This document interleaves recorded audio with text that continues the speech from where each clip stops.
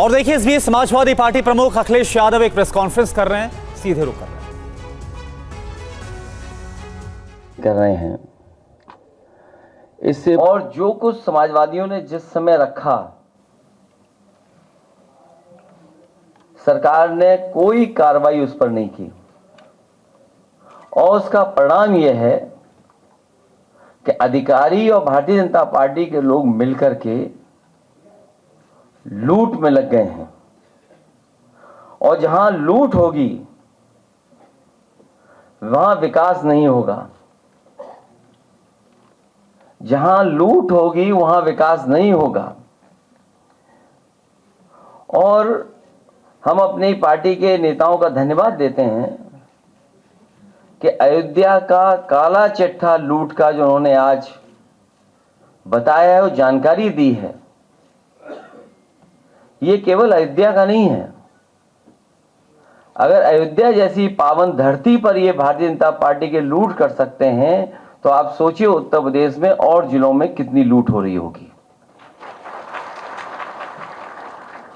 अयोध्या जैसी पावन धरती पर जो किसान स्वयं ऐसे अच्छे कार्य के लिए जमीन देना चाहते थे,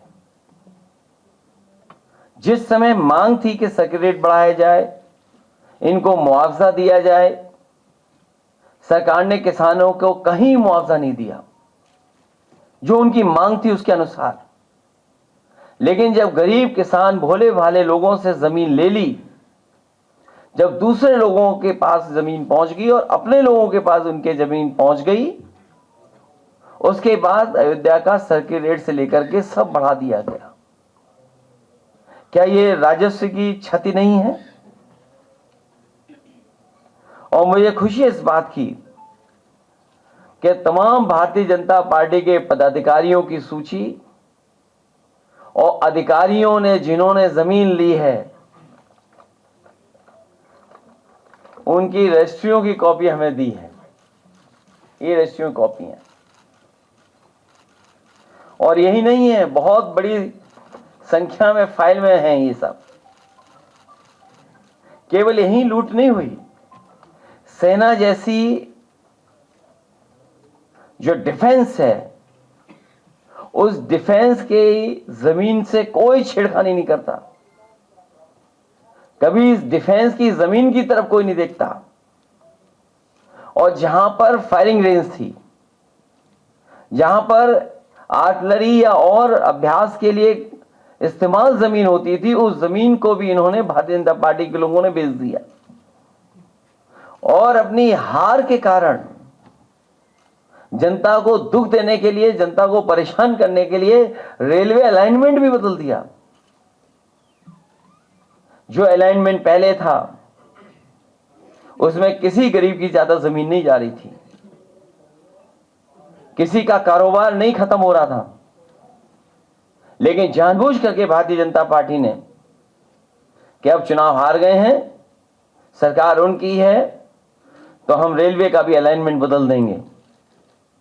और रेलवे का अलाइनमेंट भी बदलने के काम चल रहा है, जिससे कि गरीबों की जमीन वो छीन लें, घर मकान जो सदियों से रह रहे हैं, जो कारोबार कर रहे हैं, उनका छीन लें।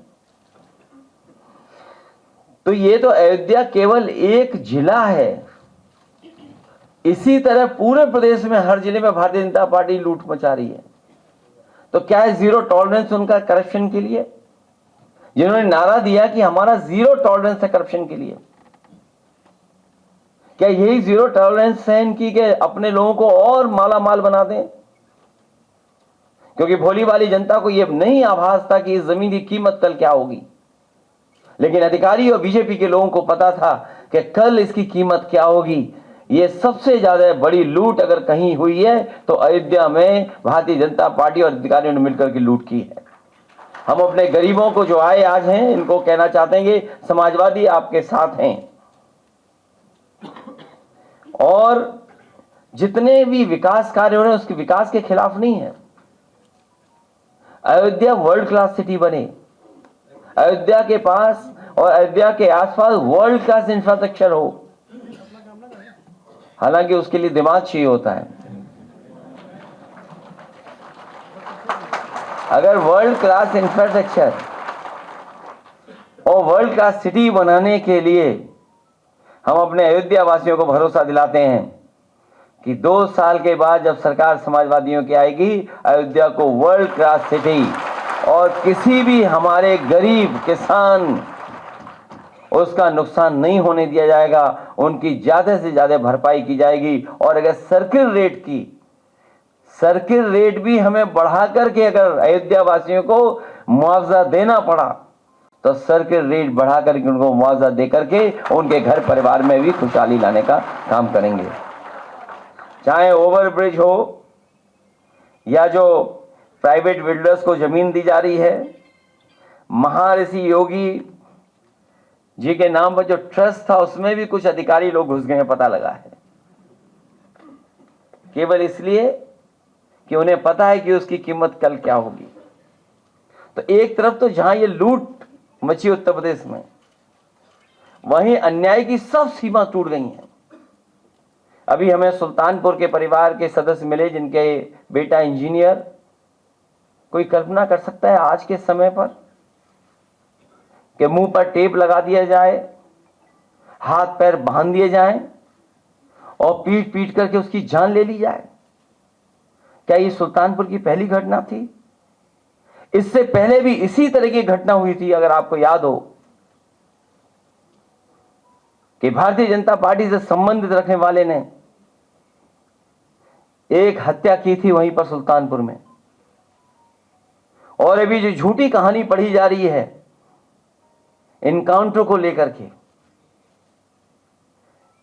कोई ऐसा व्यक्ति नहीं है जो न जानता हो कि भारतीय जनता पार्टी की सरकार में झूठे इनकाउंटर हो रहे हैं, हत्या की जा रही है।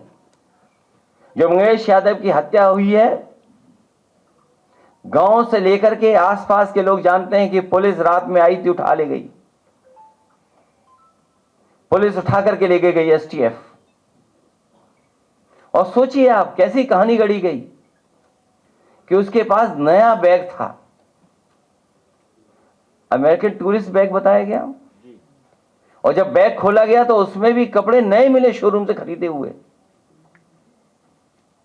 और जो मोटरसाइकिल मिली, सुनने में आ रहा है कि जो मोटरसाइकिल जिसकी चोरी हुई थी कई दिनों बाद एफआईआर लिखी गई और उसके घर परिवार के लोगों के मां का इनको दर्द समझ में नहीं आ रहा, बहन के आंसू नहीं समझ में आ रहे हैं। और सोचिए कैसा दिमाग इनका, सरकार ने कैसी होशियारी दिखाई कि चप्पल में इनकाउंटर कर दिया। बताइए आप, कैसा दिमाग है इन लोगों का, क्या होशियारी दिखाई। कौन नई तस्वीर देख करके बता सकता है कि यह झूठा इनकाउंटर हुआ था? और यह पहला झूठा इनकाउंटर नहीं है यूपी का, तमाम इनकाउंटरों पे उंगली उठी है। जिस समय पहला इनकाउंटर नोएडा में जिम इंस्ट्रक्टर को हुआ था, उस समय भी हम लोगों ने कहा था कि पुलिस वालों ने लूटने के लिए, दबाव बनाने के लिए हत्या का प्रयास किया है, और उस समय भी कार्रवाई नहीं हुई है। अभी तक जितनी भी हत्याएं हुई हैं या इनकाउंटर हुए हैं, सबसे ज्यादा पीड़ित परिवार के लोगों की हत्या की सरकार ने। हम लोग न्याय दिलाने के लिए सदन से लेकर के और संघर्ष के बीच में भी जाना पड़ेगा, तो समाजवादी लोग पीछे नहीं रह सकते।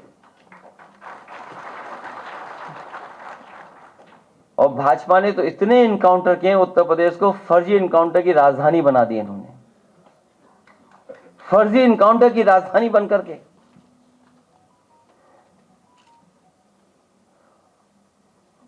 और फिर नकारात्मक दिल वाले, और दिमाग विनाश कर सकता है, विकास नहीं कर सकता। जिसकी सोच नकारात्मक हो और जिसका दिल और दिमाग नकारात्मक हो, वो विनाश ही कर सकता है, विकास नहीं कर सकता।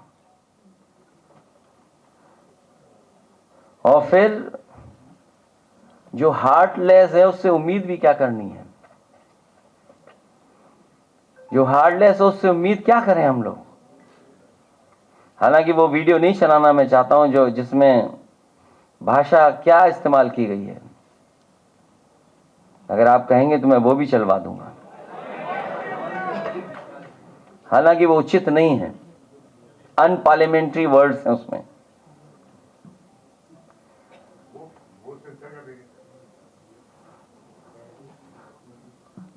अगर दिमाग होता तो चप्पल में एनकाउंटर नहीं करते। इसलिए जहां ये सरकार लूट कर रही है वहीं इनकाउंटर करके डराना चाहती है और केवल बदनाम करने के लिए जानबूझ करके ढूंढ ढूंढ करके कि कौन है, किसको इनकाउंटर किया जाए, वो भी अधिकारी बैठ करके रणनीति बनाते हैं। सोचो, जो रात भर बैठ करके रणनीति बनाएंगे उनसे क्या उम्मीद करोगे न्याय की आप? रणनीति इसी बात की बनाते हो कि हत्या करनी है, वो हत्या में ना पकड़े जाएं, तो उनसे उम्मीद क्या करोगे आप? केवल फेक इनकाउंटर नहीं, बल्कि संविधान ने जो अधिकार दिए हैं उन अधिकारों को भी ये सरकार छीन रही है। 69,000 वाले बच्चे कितना आंदोलन कर रहे हैं, सोचिए, कोई कल्पना कर सकता है? लेकिन ऐसी साजिश, षड्यंत्र कि दोनों को भिड़ा दो, आप दोनों को लड़ा दो। इसलिए भाजपा किसी की सगी नहीं है, न इनकी न उनकी। भाजपा किसी की सगी नहीं हो सकती, केवल उन्हें अपना स्वार्थ सिद्ध होना चाहिए। इसलिए जहां लूट की गई है उसके कागज आए हैं। मैं तो लीडर ऑपोजिशन से दोनों सदनों में कहूंगा कि बाकायदा पूरी सूची सदन में दी जाएगी और समय आने पर कि हम लोग कैसे आगे बढ़ें उस पर भी हम लोग काम करेंगे। क्योंकि अभी कुछ नाम आए हैं तस्वीरों के साथ, अभी बहुत सारे नाम आना बाकी हैं, जिसमें बहुत जिम्मेदार अधिकारी भी हैं और भारतीय जनता पार्टी के बड़े बड़े नेता और पदाधिकारी भी हैं। तो सर इस पे एक्शन होगा सर? दोनों सूची अगर जाएगी पार्लियामेंट में, कुछ होगा सर इस पे? बिल्कुल होगा। अभी से ही होने लगा, कोई सवाल ही नहीं पूछ रहा भाई। वो तो देखिए अभी से ही असर दिखाई देने लगा है। और कौन नहीं जानता है, यहां जितने लोग बैठे हैं, मार्केट वैल्यू क्या है, सर्किट रेट कब बढ़ाया गया, ये तो कम से कम आपको भी पूछना चाहिए कि जब गरीब से जमीन ली जा रही थी उस समय सर्किट रेट क्यों नहीं बढ़ाया गया? कम से कम गरीब के घर में 2 पैसे ज्यादा आ जाते। लेकिन आप कारोबार करवाना चाहते थे, अपने लोगों को लाभ पहुंचाना चाहते थे। अखिलेश जी, आपकी जो जिस तरीके से सीटें आई है और पीडीए के लोगों का जो जिस तरीके से यहाँ पे शोषण हो रहा है, अभी आप देखिए बारिश वाले मामले में जिस तरीके से योगी जी ने कहा था विधानसभा में सिर्फ 2 लोगों को हाईलाइट किया जाता है पीडीए के और बाकी लोगों के नाम छुपा दिए जाते हैं। ऐसे में आप इस तरह काउंटर करेंगे इन सब बातों को लेकर? जी, इससे भी महत्वपूर्ण ये है कि जो रजिस्ट्रियों की हमें कॉपी दी गई है इसमें सबकी फोटो लगी हुई है, उनके परिवार के लोगों के रिश्तेदारों की भी फोटो है।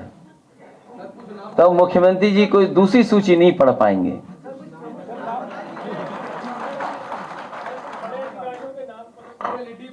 ये तो मैं समझता हूं आप पत्रकार साथी हैं, आप भी खोजबीन में माहिर हैं, मुझे उम्मीद है इसके बाद आप खोजबीन करेंगे और तमाम अधिकारी और तमाम भारतीय जनता पार्टी के नेताओं के आप भी निकालेंगे नाम और अखबारों में फ्रंट पेज पे छापेंगे आप।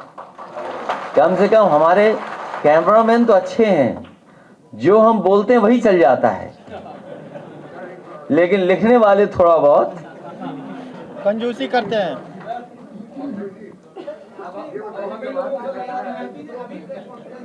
उन्होंने ये बात कही कि उनके परिवार को भी पता है, सबको पता है कि वो घर पर